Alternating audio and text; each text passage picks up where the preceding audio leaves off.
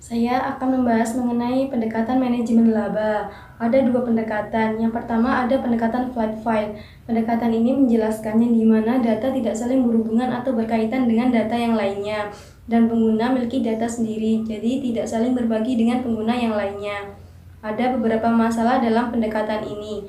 Yang pertama ada data storage, yang dimana data yang terduplikasi dan memiliki penyimpanan yang besar dan juga memiliki kesulitan dalam melakukan pengaksesan. Yang kedua ada data updating, karena penyimpanan datanya sendiri-sendiri, jadi untuk pembaruan atau update juga dilakukan sendiri-sendiri. Yang ketiga ada currency of information. Setelah data dilakukan update atau pembaruan, kemungkinan data dapat menjadi tidak sinkron dan usang. Yang keempat ada text data dependency, yang dimana pengguna hanya bisa bekerja sesuai dengan data yang didalaminya.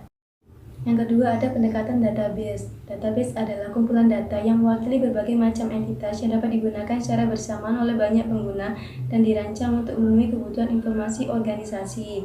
Terdapat beberapa karakteristik dari pendekatan ini. Yang pertama ada penghapusan masalah penyimpanan data. Setiap elemen data hanya disimpan satu kali sehingga mengurangi pengumpulan dan biaya penyimpanan. Yang kedua, penghapusan masalah pembaruan data. Karena tiap elemen data hanya disimpan dalam satu tempat, sehingga hanya membutuhkan satu prosedur dalam pembaruan tunggal. Yang ketiga, ada penghapusan soal mata uang. Perubahan tunggal dalam atribut database secara otomatis tersedia bagi semua pengguna atribut. Yang keempat, ada ketergantungan data tugas. Perbedaan yang paling signifikan antara pendekatan flat file dengan pendekatan database adalah penyatuan data yang saling dibagi oleh semua pengguna dalam perusahaan. Selanjutnya, elemen kunci dari lingkungan database. Yang pertama ada sistem manajemen basis data.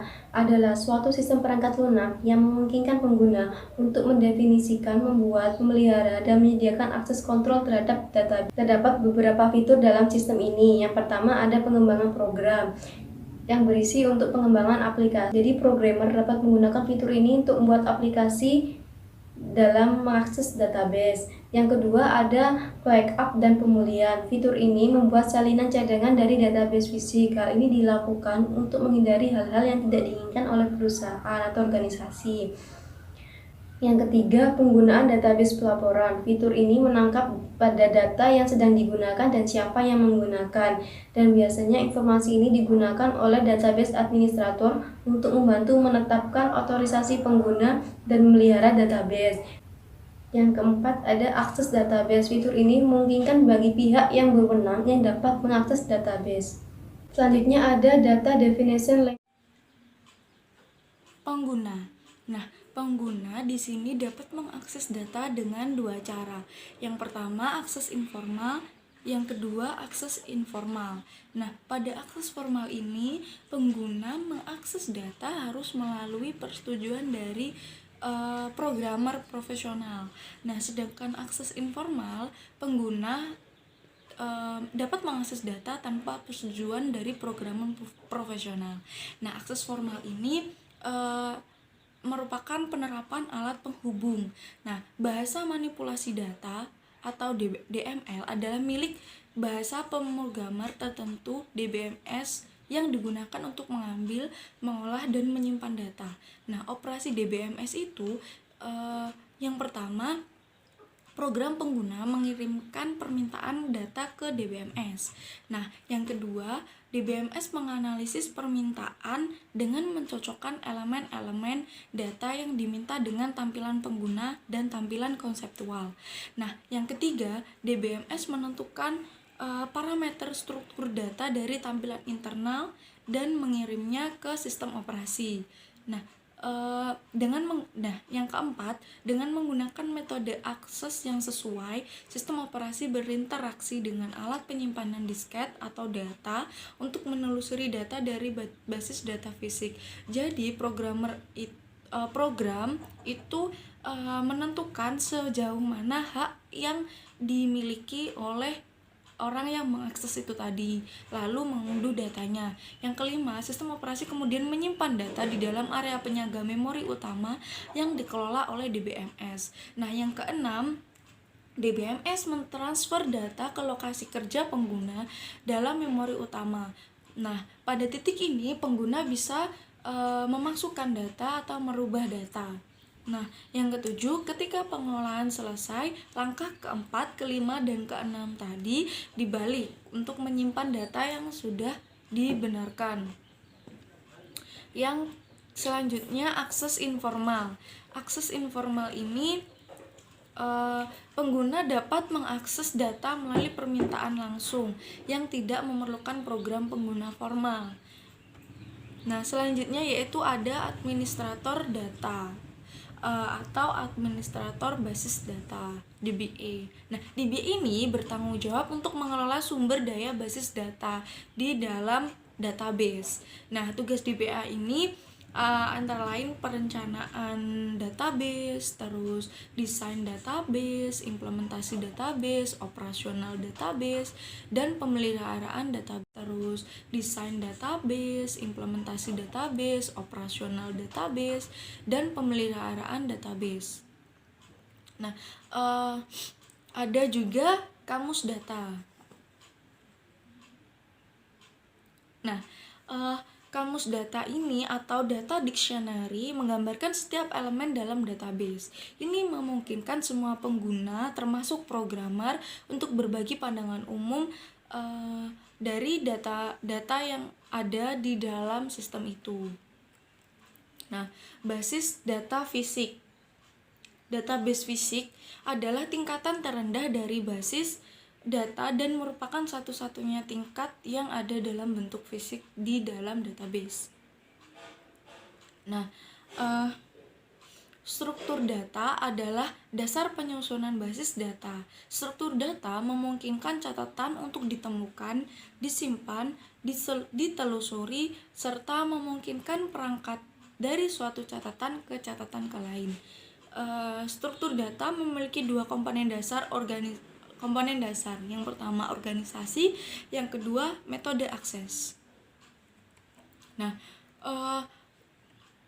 organisasi data adalah organisasi file yang mengacu pada cara catatan secara fisik di alat penyimpanan sekunder. Nah, catatan dalam file berurutan disimpan dalam lokasi yang berkelanjutan yang menempati area tertentu di ruang disket atau ruang data.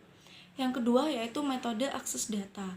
Nah, metode akses data adalah teknik yang digunakan untuk mencari catatan dan untuk bernavigasi melalui database. Selama pemrosesan database, program metode akses menanggapi permintaan dari aplikasi pengguna dan menempatkan serta mengambil atau menyimpan catatan yang diperlukan.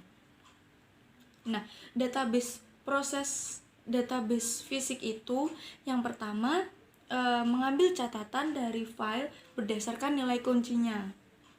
Yang kedua, memasukkan nilai catatan ke dalam file. Nah, yang ketiga, memperbarui catatan dalam file. Yang keempat, membaca file itu dengan lengkap. Nah, yang keempat, mencari catatan berikutnya di dalam file. Nah, yang keenam, memindai file untuk catatan dengan kunci sekunder. Yang ketujuh, menghapus record file yang sudah diperbarui record file sebelumnya yang sekarang sudah diperbarui gitu. Nah, selanjutnya ada hierarki data. Hierarki data merupakan sebuah model. Setiap DBMS didasarkan pada model konseptual tertentu. Nah, 3 model umum adalah hierarkis, jaringan, dan model relasional. Nah, itu nanti akan dijelaskan di selanjutnya. Ya, sebelum kita menuju ke situ, ada baiknya kita mengetahui tentang beberapa hal ini, yaitu data atribut atau field. Nah, data atribut ini adalah satu item dari data seperti nama saldo rekening atau alamat pelanggan. Nah, yang kedua ada record type atau record adalah suatu komponen yang erat kaitannya dengan field yang mendeskripsikan karakteristik yang relevan dari suatu contoh entitas yang dilacak. Selanjutnya yang ketiga yaitu entitas. Nah, entitas dapat bersifat secara fisik. seperti tadi persediaan, pelanggan, karyawan, dan lain-lain, atau konseptual seperti penjualan, piutang, biaya penyusutan, dan lain-lain. Nah, selanjutnya ada asosiasi atau database ini. Database merupakan serangkaian tabel atau file yang berkaitan erat yang secara bersama-sama membuat aplikasi mampu melayani kebutuhan pengguna dalam hal proses atau fungsi bisnis tertentu. Nah, pada model hierarki ini merupakan sistem manajemen database awal didasarkan pada data hierarkis. Model merupakan representasi data yang populer karena model hierarkis ini transparan. Lalu banyak aspek dari suatu organisasi yang hierarkis dalam hubungan sistem informasi manajemen yang paling umum dari hierarkis database ini.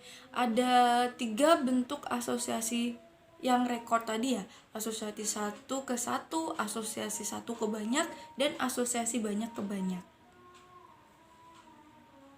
Sudah diperbarui record file sebelumnya yang sekarang sudah diperbarui gitu. Nah, selanjutnya ada hierarki data. Hierarki data merupakan sebuah model data yang merupakan representasi abstrak tentang entitas termasuk sumber atau aset, peristiwa atau transaksi, dan agen yang merupakan tenaga kerja atau pelanggan dan lain-lain. Nah, hubungan mereka dalam suatu organisasi itu untuk mewakili atribut entitas dengan cara yang dimengerti oleh pengguna. Setiap DBMS didasarkan pada model konseptual tertentu. Nah, 3 model umum adalah hierarkis, jaringan, dan model relasional. Nah, itu nanti akan dijelaskan di selanjutnya. Ya, sebelum kita menuju ke situ, ada baiknya kita mengetahui tentang beberapa hal ini, yaitu data atribut atau field. Nah, data atribut ini adalah satu item dari data seperti nama saldo rekening atau alamat pelanggan. Nah, yang kedua ada record type atau record adalah suatu komponen yang erat kaitannya dengan field yang mendeskripsikan karakteristik yang relevan dari suatu contoh entitas yang dilacak. Selanjutnya yang ketiga yaitu entitas. Nah, entitas dapat bersifat secara fisik seperti tadi persediaan, pelanggan, karyawan, dan lain-lain, atau konseptual seperti penjualan, piutang, biaya penyusutan, dan lain-lain. Nah, selanjutnya ada asosiasi atau database ini. Database merupakan serangkaian tabel atau file yang berkaitan erat yang secara bersama-sama membuat aplikasi mampu melayani kebutuhan pengguna dalam hal proses atau fungsi bisnis tertentu. Nah, pada model hierarki ini merupakan sistem manajemen database awal didasarkan pada data hierarkis. Model merupakan representasi data yang populer karena model hierarkis ini transparan. Lalu banyak aspek dari suatu organisasi yang hierarkis dalam hubungan sistem informasi manajemen. Baik, di sini saya akan mencoba membahas terkait model hierarkis, model jaringan, dan model relasional. Nah, model hierarkis sendiri itu bisa disebut sebagai model data navigasi. Model data hierarkis disebut database navigasi karena melintasi file memerlukan mengikuti jalan yang telah ditetapkan. Database navigasi ini didirikan melalui hubungan eksplisit pointer antara catatan terkait. Satu-satunya cara untuk mengakses data di tingkat bawah di pohon adalah dari akar dan melalui pointer ke jalan navigasi dengan catatan yang diinginkan. Keterbatasan model hierarkis, yaitu sebuah catatan induk mungkin memiliki satu atau lebih catatan anak. Tidak ada catatan anak dapat memiliki lebih dari satu induk.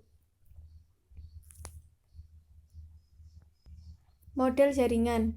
Meskipun model ini telah mengalami banyak perubahan selama bertahun-tahun, hal ini masih digunakan saat ini. Seperti model hierarkis, model jaringan adalah database navigasi dengan hubungan eksplisit antara catatan dan file. Model relasional. Perbedaan yang paling jelas antara model relasional dan model navigasi adalah cara di mana asosiasi data diwakili oleh pengguna. Model relasional menggambarkan data dalam bentuk tabel 2 dimensi. Tabel dirancang dengan baik dan memiliki 4 karakteristik berikut. Semua kejadian di persimpangan dari baris dan kolom adalah nilai tunggal. Nilai-nilai atribut dalam setiap kolom semuanya harus dari kelas yang sama. Setiap kolom dalam tabel tertentu harus diberi nama unik. Setiap baris dalam tabel harus unik setidaknya dalam satu atribut.